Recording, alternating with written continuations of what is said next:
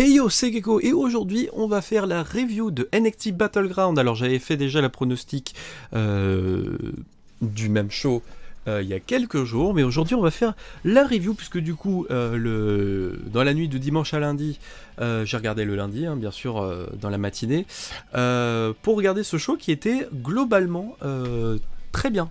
J'en ai vraiment de très bons a priori là-dessus. Sur NXT Battleground, il y avait des matchs qui marchaient très très bien, d'autres un peu moins, mais c'est normal, et à un moment donné, il y a toujours des moments de flottement. Mais dans l'ensemble, ça a été vraiment un très très bon pay-per-view, avec des bonnes surprises aussi, on en parlera juste après. Alors, pour commencer, le premier match, il y avait Sol Ruka contre Kelani Jordan pour le championnat nord-américain.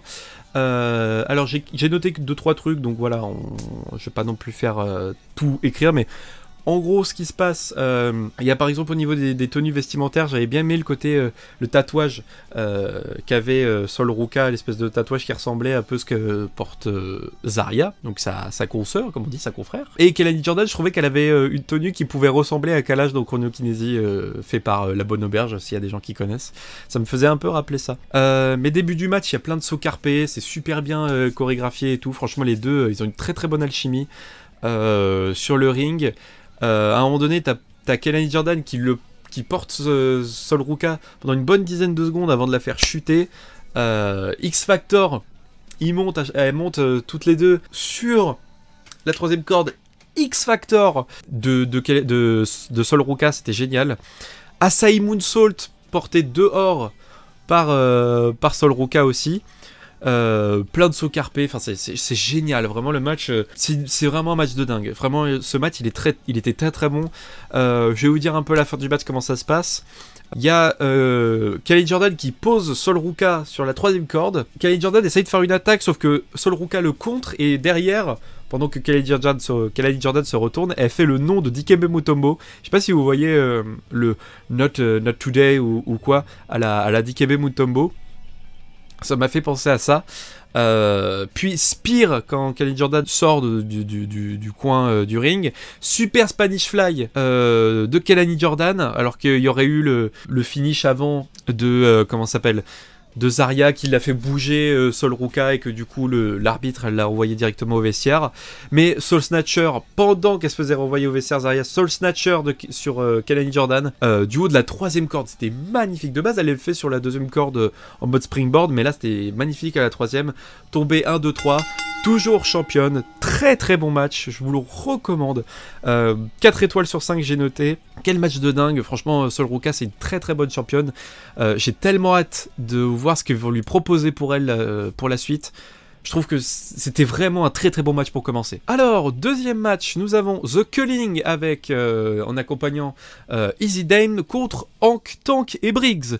Alors ça commence trop bien. Le début du match il est génial parce que t'as les champions par équipe qui défaussent Nico Vance et ils envoient aussi Brooke Jensen par la même occasion et Spears. Hop, t'as les deux champions par équipe qui sautent par-dessus la troisième corde pour aller taper Brooke Jensen et Nico Vance. Et là, mais t'as Briggs qui sort de nulle part pour défoncer Spears, mais j'ai adoré ce petit enchaînement. Il y a plein de gens qui chantent 10 pour l'ancienne gimmick de Shawn Spears qui était Dillinger avant à la WWE à l'époque. Franchement ça marche trop bien, il y a des surpassements de ouf, le hot tag qui se fait pourtant, qui gère tout le monde, Cannonball sur Nico Vance, il y a des superplex qui se fait, des champions par équipe sur Spears, et il y a Briggs qui fait un moonsault. Mais Briggs, depuis son match à State Deliver contre Obafemi et Dijak, je trouve que c'est l'un des mecs les plus grands, les plus athlétiques que j'ai vu de ma vie. Vraiment, il fait des trucs, ce mec, c'est génial. Hank, il se prend une combinaison de Jensen et Nico avec Spears, mais il y a eu un petit problème. Il y a Hank qui va aller chercher Briggs pour taper celui qui fait le tomber. Je sais plus si c'était Spears ou si c'était Brooke Jensen. Mais il y a l'arbitre qui fait 1, 2. Il met du temps parce qu'en fait il attend Hank qui tape le tombé. Normalement c'était 3 et le public a chanté, je crois, You Fucked Up à l'arbitre, parce que de base franchement c'était 3. Spear des champions par équipe sur Spears. Il y a aussi un petit moment de triche où il y a eu des coups de talon de la part de Easy Dame sur Briggs, et il y a le relais sur Hank et Tank avec Jensen et tout pour le finish du tag team, je sais plus comment il s'appelle, mais 1, 2, 3 victoire de Hank et Tank et Briggs. Je pensais que ça allait totalement The Culling. J'avoue que je suis un peu perplexe parce que je me dis mais du coup on fait quoi avec The Culling quoi, c'est à dire que pas de victoire, pas de... à la fin du match il y a un beatdown des The Culling sur les gagnants. Easy Dame va chercher une chaise et il y a quelqu'un qui lui retire la chaise, c'est Inamura. C'est Yoshiki Inamura. J'étais en mode, mais quoi? Parce que t'as toute l'histoire où Inamura doit retourner au Japon et donc du coup, machin pour la Noah, machin. J'ai adoré le plan et... Mais quel retour! Quel retour d'Inamura, j'ai trop hâte pour Briggs et pour Inamura. Même si je trouve que Briggs, il a vraiment ce truc pas mal aussi en solo. Mais je pense que c'est pour aussi donner un petit peu de crédibilité aussi à Inamura. Ils peuvent aller chercher les championnats par équipe, franchement sans souci. Tu mets un match, là, le prochain pay-per-view, tu mets Enquêtant contre Briggs et Inamura. Je ne sais pas qui gagne. Franchement. 4 étoiles et demie, j'ai adoré, très bon spot fest, c'était génial. Ah, le bon match de rivalité, Tony D'Angelo contre Channing Lorenzo. En troisième match, alors, juste en une entrée et en une musique, mais Channing Lorenzo, c'est devenu quelqu'un. Voilà. Il y a eu pas mal de contacts, là, c'était vraiment plus un match où il faut régler des comptes, donc t'as pas forcément de... autant spot fest que les deux premiers matchs. Là, c'est vraiment des grosses manchettes, des super gros passages à tabac, des prises de soumission portées par Stax, portées par D'Angelo. Le coup du genou. Aussi, Stax a un nouveau finisher que j'aime bien. Une espèce de Faymaster avec le genou. En vrai, c'est pas mal. Qui donnera d'ailleurs au début du match qu'un compte de 2. Il y a un comeback de Tony qui fait des magnifiques suplexes sur Stax. C'était génial, franchement j'ai beaucoup aimé, j'ai bien aimé ce match aussi. Moi autant que les autres, je vous dirai pourquoi en fonction de mes résultats à la fin. Tony essaie de faire un spear mais Stax le balance dans le poteau. Il y a Cannonball aussi de Stax mais qui est évité par Tony D'Angelo. Et à la fin il y a Stax qui cherche son point américain dans le poteau, voilà. Et il le trouve pas. Après il y a Spinebuster de Tony D'Angelo. Et en fait il y a Luca. Il y a Luca qui arrive de nulle part. Et il distrait Tony D'Angelo pour que Channing Stax Lorenzo fasse un coup bas sur Tony D'Angelo. Et finisher de Stax. 1, 2, 3, victoire de Stax. Oui. Oui. Oui, oui, oui, oui, oui. Je suis d'accord avec ce match. Je suis entièrement d'accord. C'était un plutôt bon match, même si je trouvais que c'était un peu long vers la fin. Ça galérait un petit peu vers la fin. Mais franchement, ça mérite un bon 3,5. J'ai adoré le résultat. Pour moi, Stax le mérite entièrement. Je trouve que là, il a été... ressorti des enfers pour faire un personnage assez cool. On dirait les premières incarnations du FBI à l'époque quand ils apparaissaient à la WWE pour la première fois. Je trouve que vraiment ça marche trop bien. Stax, j'ai très hâte de le voir pour le titre nord-américain. Je trouve qu'il va tellement fonctionner là-dessus. J'ai très hâte de le voir et je pense que si on lui donne encore une rivalité ou un gros match, je pense qu'il peut vraiment être vraiment crédible. Ensuite, quatrième match, nous avons Stephanie Vaquer contre Jordynne Grace pour le championnat féminin d'NXT. J'en attendais beaucoup et j'en suis un peu déçu. Il y a une bonne échange entre les deux femmes, je trouvais. Il y avait pas mal de souplexes qui étaient portés par eux deux. Il y avait les fameux oh ho de Booker T là, que Booker T lâche avec tout le public aussi.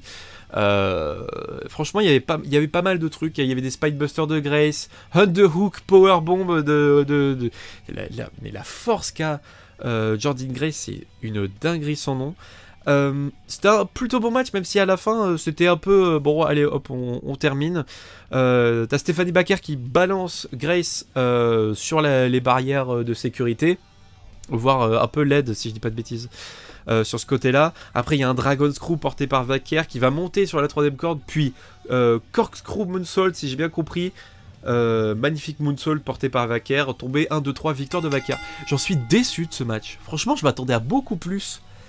En fait, je trouvais que l'alchimie, la technicité, ça marchait trop bien entre eux, mais l'alchimie, je trouvais que c'était pas assez bien.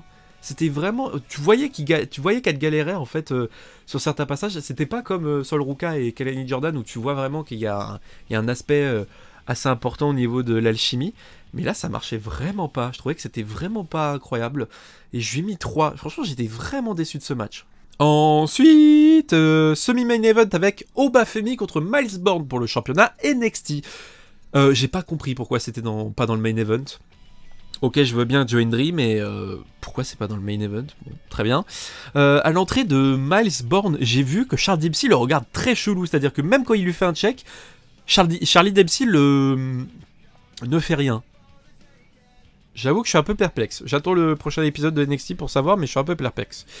Ça marche trop bien entre les deux hommes. Au début du match, ça va vite, mais ça va d'une vitesse. Miles Bourne, il va vite. Il a une bonne athléticité là-dessus. C'était très très cool. J'ai beaucoup aimé. Il y avait plein de plaçages aussi où ça s'enchaîne avec des dropkicks, des crossbody pour tenter de mettre à terre le géant, le grizzly, comme dit Christophe Ajus au Bafemi. Ça galère, il essaye de faire des souplexes, mais ça a du mal. Les gens chantent Oba, Oba, c'était génial. Oba, Oba, c'est très très cool. Il envoie Miles par-dessus les cordes. Backbreaker de Femi sur Bourne. Enfin, c'était vraiment presque un squash match, mais pas trop, parce que Bourne a fait tout ce qu'il a pu. Et franchement, pour un underdog de fou, ça s'est super bien passé pour lui. Je trouve que vraiment, il en est ressorti grandi. Même s'il a perdu, il en est ressorti grandi face à Femi. Au Bafemi, à un moment donné, il y a un power slam de Bourne. Tu sais qu'il est fan de Randy Orton à ce moment-là. Sur Obafemi, que ça donne qu'un compte de 2. Les gens chantent Archeo, Archeo, Archeo. T'as un standing moonsault, il le fait mais très bien. Franchement, j'avais pas vu un aussi beau standing moonsault que Ricochet et Ali à l'époque. Je trouvais que ça marchait vraiment très très bien. T'as Obafemi qui sort un choc slam sur Miles Bourne tombé de 2,5. Et puis Bourne fait un Hurricane Rana. C'était what the fuck. Et Bourne il porte une souplex de 140 kg de Obafemi. Et le mec il y arrive. Puis t'as Bourne qui monte sur la troisième corde. Frog Splash 1-2 dégagement. T'as un enchaînement de patates. Mais à la fin, c'est dommage. Mais à la fin t'as Femi qui arrive. Uppercut à Bourne. Powerbomb tombé 1-2 dégagement. J'étais en feu à ce moment-là. Femi il l'attaque dans le coin. Roll-up 1-2 dégagement. Et là la lariat. Mais une lariat. C'est la close line from hell, mais de fou furieux. Obafemi qui le fait sur board, c'était génial. Pop-up powerbomb la deuxième. 1-2 dégagement, et non pas du tout. 1-2-3 victoire d'Obafemi. Franchement, match de la soirée avec The Culling contre Hank Tank et Briggs. Génial ce match. Miles n'en a pas démérité pour autant.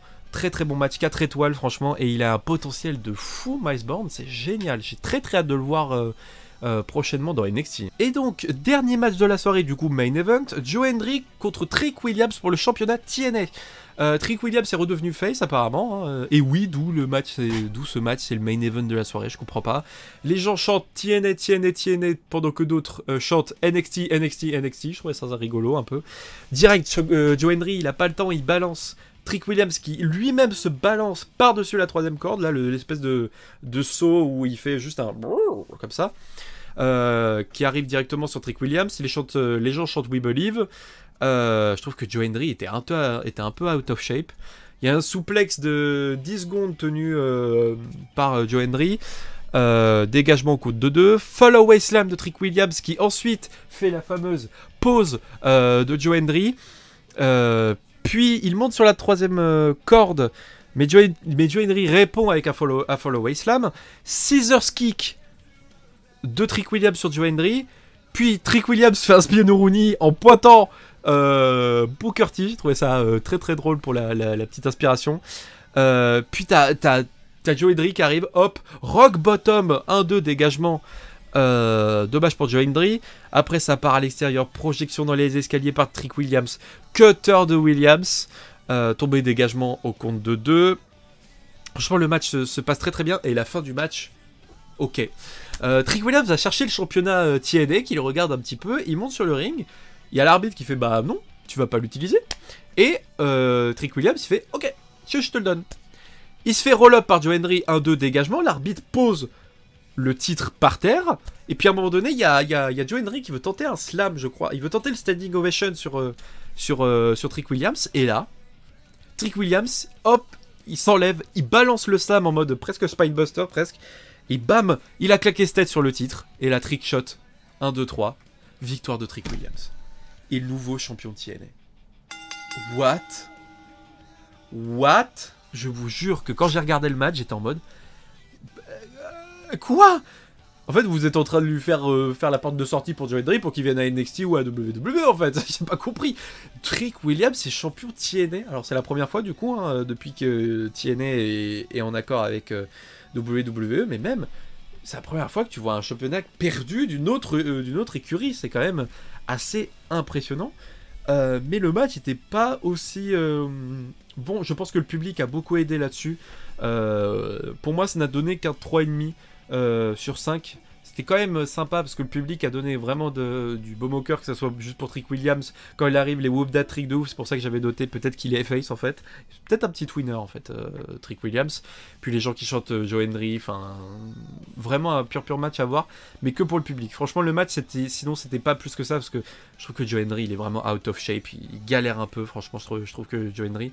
Et puis Trick Williams, ok, allez, on va voir ce que ça donne avec la TNA, peut-être contre Kazarian ou Elijah ou Eric Young, je sais pas, mais ok, Trick Williams, champion de TNA, what the fuck. Et bien voilà, ceci était la contre-review de NXT Battleground, j'espère que ça vous aura plu. La prochaine fois, ça sera pour l'autre NXT, je ferai que des NXT pour les gens qui se demanderont. N'hésitez pas à liker, à partager et à vous abonner, car ça fait toujours plaisir, et on se retrouve pour une prochaine vidéo. Ciao ciao.